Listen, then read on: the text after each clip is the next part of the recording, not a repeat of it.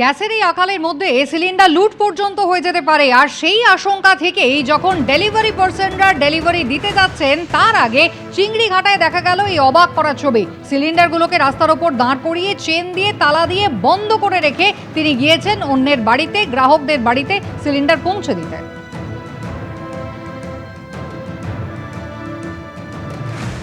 এই মুহূর্তে আমরা চিংড়িহাটায় রয়েছি। চিংড়িহাটায় আমরা দেখতে পাচ্ছি এখানে ইন্ডেনের সিলিন্ডার নিয়ে যিনি সিলিন্ডার বন্টন করেন সেই ব্যক্তি সেই যে তার গাড়ি, সেই গাড়ির মধ্যে রয়েছেন এবং সেখানে তিনি তালা লাগাচ্ছেন। কি কারণে তালা লাগাচ্ছেন আপনি? এখানে আমরা দেখলাম যে তালা লাগিয়ে যাচ্ছেন। কারণ গ্যাসটা তো আসছে না খুব একটা, যেহেতু অনেকে গ্যাস চাচ্ছে, দিতে পারছি না, তার জন্যেই গ্যাসটা কেউ যদি চুরি করে না নিয়ে যায় তার জন্যই তালাটা মারছি। আমার সহকর্মী সন্দীপ পাল দেখাচ্ছে, এই যে দেখতে পাচ্ছ এই যে ভ্যান, সাইকেল ভ্যানে যে কটা সিলিন্ডার রয়েছে সেই সিলিন্ডারগুলো প্রত্যেকটা যেগুলো ভরা সিলিন্ডার, আমার সহকর্মীকে দেখাতে বলবো, প্রত্যেকটা ভরা সিলিন্ডারকে সে এই ব্যক্তি যিনি রয়েছেন কর্মী, তিনি একদম চেন তালা দিয়ে বেঁধে রাখছেন, কোনো ঝুঁকি নিচ্ছেন না। তিনি কেন করছেন তার থেকে আবার জেনে নেব। আপনি এই যে দেখলাম এখানে খালি সিলিন্ডার যেটা, সেটাকে আপনি তালা দেননি, যেগুলো ভরা সেগুলো, এটা কি সারাদিন রাখছেন কেন? সারাদিন রাখছি এই কারণে, কারণ কেউ যদি মেশে যদি একটা ভর্তি তুলে নিয়ে যায় আমি তো জানতে পারবো না, বা প্লাস অনেকে আসছে জোর করে সিলিন্ডার চাচ্ছে যে আমার বুকিং হয়ে গেছে বা আমি বুকিং করতে পারছি না, আমাকে গ্যাস দিয়ে দাও, আমার রান্না বন্ধ হয়ে গেছে। কিন্তু আমরা তো নিরুপায়, আমরা গ্যাস পাচ্ছি না, আমার যে মালিক আছে সেও গ্যাস আনতে পারছে না। আমাদেরকে বলেছে পিছনের বিল কাজ করবে, হয়তো 6-7 তারিখ কাজ করবে, খবরদার 8-9 তারিখ যেন কাজ করো না, তাহলে এমনি ঝামেলায় পড়ে যাব। তার জন্যই তালা মেরে রেখেছি। আপনার নাম কি? আপনি কোন এজেন্সি? আমি কিচেন কুইনে কাজ করি, ফুলবাগান কিচেন কুইনে কাজ করি। আমার নাম গৌতম মণ্ডল। গৌতম বাবু ফুলবাগানের যে গ্যাস এজেন্সি, সেই গ্যাস এজেন্সির কর্মী। তিনি যেটা বলছেন যে এখানে যে কটা সিলিন্ডার রয়েছে 1, 2, 3, 4, 5, 6, 7, 8, 9, 10টা সিলিন্ডারের মধ্যে একটা ফাঁকা, সেটা তিনি এখানে একজন গ্রাহককে দিয়ে এসছেন। বাকি 9টা তিনি একদম চেন বন্দি করে রেখেছেন। কেন?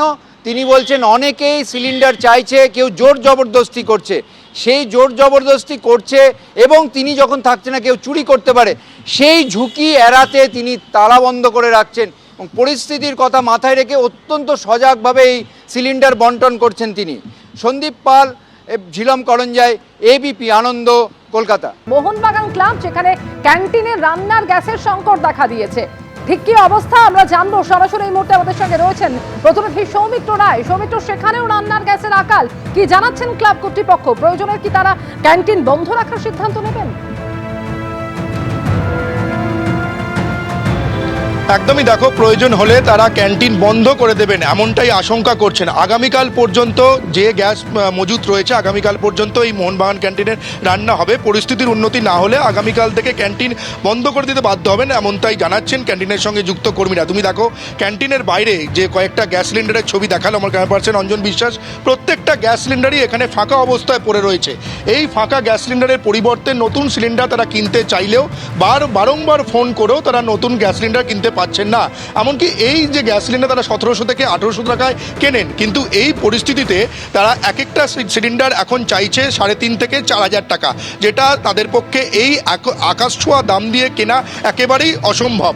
এবং তুমি দেখো মোহনবাগান ক্যান্টিনের যে কিচেন, সেই কিচেনের ছবিটা তোমাকে দেখাচ্ছি, যে একেবারেই যে এখানে যে গ্যাসে রান্না হচ্ছে, এই গ্যাস আগামীকাল পর্যন্ত রান্না হবে, তারপর গ্যাস সিলিন্ডার শেষ হয়ে যাবে। তারপর কিন্তু কি হবে এখানে কেউই জানেন না। যারা এখানে রান্নার সঙ্গে যুক্ত রয়েছেন, কর্মীরা রয়েছেন, তাদের সকলেই মাথায় হাত এবং তারা যথেষ্ট চিন্তিত। এই মোহনবাগান ক্লাবের ক্যান্টিন তুমি জানো, মাঠের লোকজন এবং মাঠের বাইরের লোকজন অনেক সকলের কাছেই জনপ্রিয় এই মোহনবাগান ক্যান্টিন। এবং এই মোহনবাগান ক্যান্টিন থেকেও অনেক সকালবেলা যারা এখানে ক্রিকেট প্র্যাকটিস হয় সেই খেলোয়াড়দের খাবার যায় এই ক্যান্টিন থেকে। আগামীকাল পর্যন্ত সেই ক্রিকেটারদের খাবার দেওয়া সম্ভব হবে, কিন্তু তারপর ক্রিকেটারদের খাবার দেওয়া সম্ভব হবে না।